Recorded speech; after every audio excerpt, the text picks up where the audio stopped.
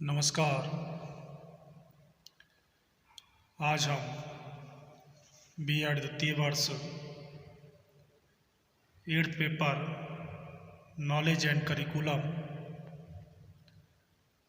ज्ञान एवं पाठ्यचर्या के अंतर्गत चैप्टर नंबर 19 पाठ्यचर्या मूल्यांकन का मानदंड व प्रक्रिया criteria and process of curriculum evaluation और पाठ्यचर्या का मूल्यांकन करिकुलम इवैल्यूएशन का अध्ययन करेंगे। पाठ्यचर्या संरचना का अंतिम सोपान संपूर्ण प्रक्रिया का उद्देश्यों की प्राप्ति की दृष्टि से मूल्यांकन करना है।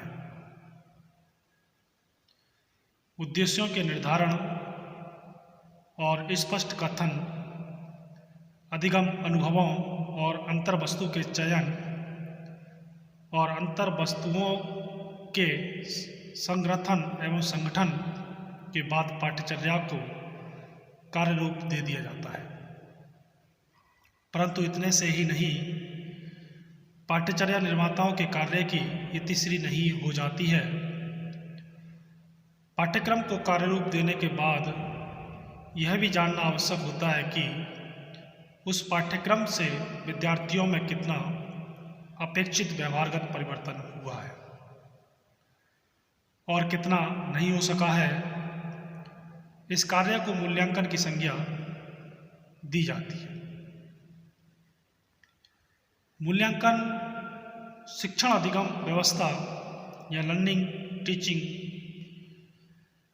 प्रोसेस का अंतिम सोपान है और इसका वास्तविक अर्थ मूल्य का अंकन करना है। पाठ्यचर्या के मूल्यांकन में भी पाठ्यचर्या की वांछनीयता का वास्तविक रूप से अंकन करना है। इस दृष्टि से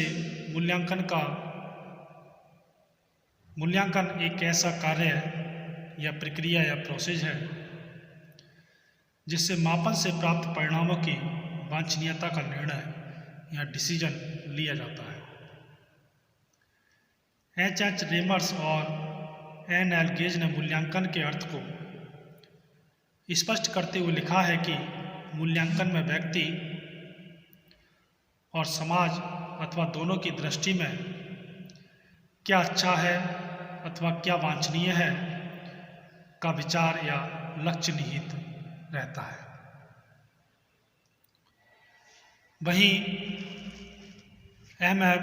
डोडेकर के शब्दों में मूल्यांकन को छात्रों के द्वारा शैक्षिक उद्देश्यों को प्राप्त करने की सीमा ज्ञात करने की क्रमबद्ध प्रक्रिया के रूप में परिभाषित किया जा सकता है।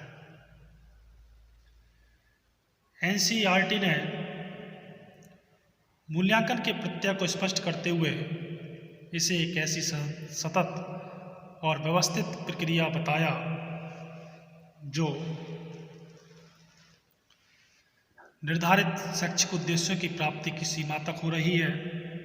कक्षा में दिए गए अधिगम अनुभव कितने प्रभावशाली हो रहे हैं और शिक्षा के उद्देश्य कितने अच्छे ढंग से पूर्ण हो रहे हैं।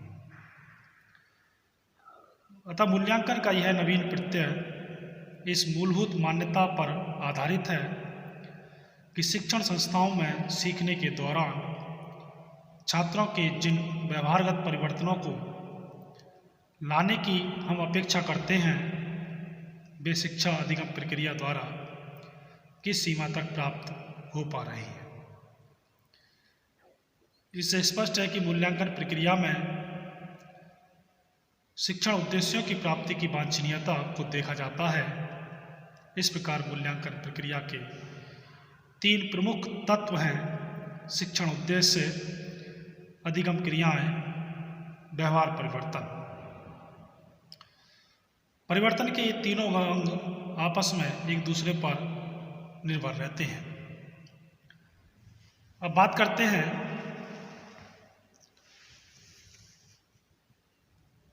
पाठ्यचर्या का मूल्यांकन करिकुलम इवैल्यूएशन।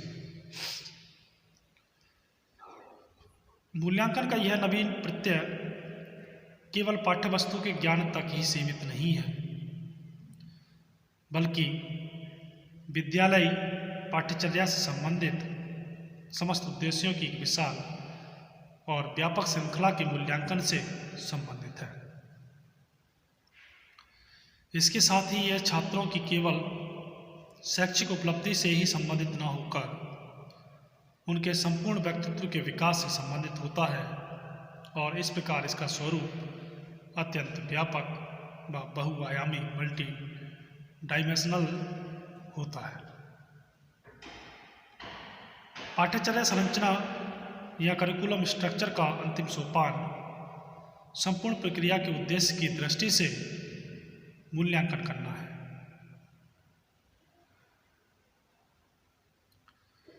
उद्देश्यों के निर्धारण एवं स्पष्ट कथन, अधिगम अनुभवों और अंतर्वस्तु के चयन और अंतर्वस्तु के संगठन के बाद पाठ्यचर्या को कार्य रूप दिया जाता है। पाठ्यचर्या को कार्य रूप देने के बाद भी यह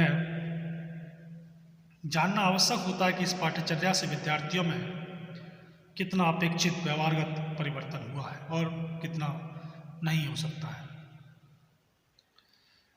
दूसरे शब्दों में अगर कहना चाहें तो अधिगम परिस्थितियों और सीखने के अनुभवों के लिए प्रयुक्त की जाने वाली सभी विधियों एवं प्रविधियों की उपादेयता की जांच की जाती है, और इसके द्वारा ही शिक्षण उद्देश्यों की प्राप्ति में पृष्ठपोषण फीडबैक का कार्य किया जाता है। इसे मूल्यांकन या इवैल्यूएशन कहते हैं। जब पाठ्यचर्या की योजना बनाई जाती है व इसका विकास किया जाता है तो इस प्रक्रिया का एक अभिन्न अंग मूल्यांकन भी है। पाठ्यचर्या के मूल्यांकन का तात्पर्य शैक्षिक प्रयासों के परिणाम स्वरूप उत्पन्न व्यवहारगत परिवर्तनों की प्रकृति, दिशा और सीमा के प्रमाणपत्र प्राप्त करना और उनको पाठ्यक्रम प्रक्रिया के पक्षों में सुधार लाने के लिए मार्गदर्शन के रूप में प्रयुक्त करना है। स्पष्ट है कि ये प्रमाण केवल छात्रों में हुए परिवर्तनों से ही प्राप्त किया जा सकता है। कुछ स्थितियों में इसका मापन वस्तुनिष्ठ रूप से और संख्यात्मक रूप से करना संभव हो, किंतु अधिकांशतः गुणात्मक मापन ही किया जा सकता है और इसे ही पर्याप्त माना जाता है। विद्यार्थियों के व्यक्तिगत अथवा वर्गगत व्यवहार परिवर्तन के साथ साथ विद्यालय के उद्देश्यों और उन्हें प्राप्त करने के लिए प्रयुक्त अधिगम अनुभवों, अंतर्वस्तु, संगठन और शिक्षण विधियों के संबंध में निर्णय लेना भी मूल्यांकन के अंतर्गत आता है। अतः मूल्यांकन के दो अर्थ हैं। यह मालूम करने के लिए कि विद्यार्थियों को मूल्यांकन करना कि अविष्ट पाठ्यचर्या पर कितना शिक्षण कार्य हुआ है, और यह भी कि वास्तव में कक्षा में जो कार्य हुआ है उसमें विद्यार्थियों को अध्ययन करते हुए क्या अनुभव हुआ है। इसमें उन क्रियाकलापों का भी मूल्यांकन किया जाता है जो प्रच्छन्न पाठ्यचर्या का एक भाग है, जैसे स्कूल की वर्दी पहनना, शिक्षक के कक्षा में प्रवेश करने पर खड़े होना और स्कूल में प्रदर्शनी के आयोजन में दूसरों की सहायता करना। उपयुक्त जो ये चित्र दिखाई दे रहा है इसके विवरण से भी स्पष्ट है कि पाठ्यचर्या का मूल्यांकन केवल कक्षा की भीतर की गतिविधियों तक ही सीमित नहीं है, अपितु पाठ्यचर्या संबंधी प्रश्नों के बारे में समस्त स्कूल के मूल्यांकन तक है। इस पर अध्यापकों, माता पिता और स्कूल प्राधिकारियों के भिन्न भिन्न विचार रहे हैं। ऐसे स्कूल भी हैं जहां समस्त साधन या समस्त ध्यान सत्र के अंत तक परीक्षाओं पर दिया जाता है और सभी गतिविधियां इसके लिए तेज की जाती हैं।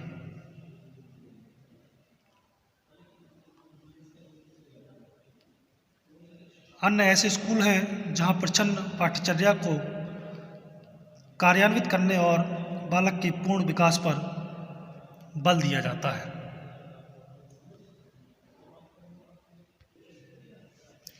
शोधों द्वारा ये सिद्ध भी हो चुका है कि तथ्यात्मक सूचना का स्मरण विद्यार्थियों के शैक्षिक विकास में बहुत कम सहायक होता है और समस्याओं के समाधान में उनकी योग्यता को भी नहीं सुधारता। तो अधिकांश पाठ्य पुस्तकें तथ्यात्मक जानकारी से भरपूर हैं, जिनके लिए विद्यार्थियों से अपेक्षा की जाती है कि वे इन्हें कंठस्थ करें। हमारे सत्र के अंत में परीक्षा प्रश्न भी विद्यार्थियों की स्मरण शक्ति की जांच करने के लिए ही बनाए जाते हैं। ये दोनों पहलू काफ़ी हद तक कक्षा में शिक्षण के क्रियाकलापों को नियंत्रित करते हैं। पाठ्यचर्या मूल्यांकन प्रक्रिया एक शैक्षणिक कार्य नहीं है, वरन यह गतिशील और चक्रीय प्रक्रिया है, साइक्लिंग प्रोसेस है। पाठ्यचर्या मूल्यांकन पाठ्यचर्या चक्र की सभी अवस्थाओं में अपनी भूमिका अदा करता है। मूल्यांकन इस चक्र का यह पद है जिस पर एक चक्र पूरा होता है तो वहीं से दूसरा शुरू हो जाता है। मूल्यांकन से जहां एक और उद्देश्यों की प्राप्ति की बारे में जानकारी हो जाती है, वहीं दूसरी ओर उसमें संशोधन और परिवर्तन करने की आवश्यकता का भी अनुभव होता है। तो ये था पाठ्यचर्या का मूल्यांकन। धन्यवाद।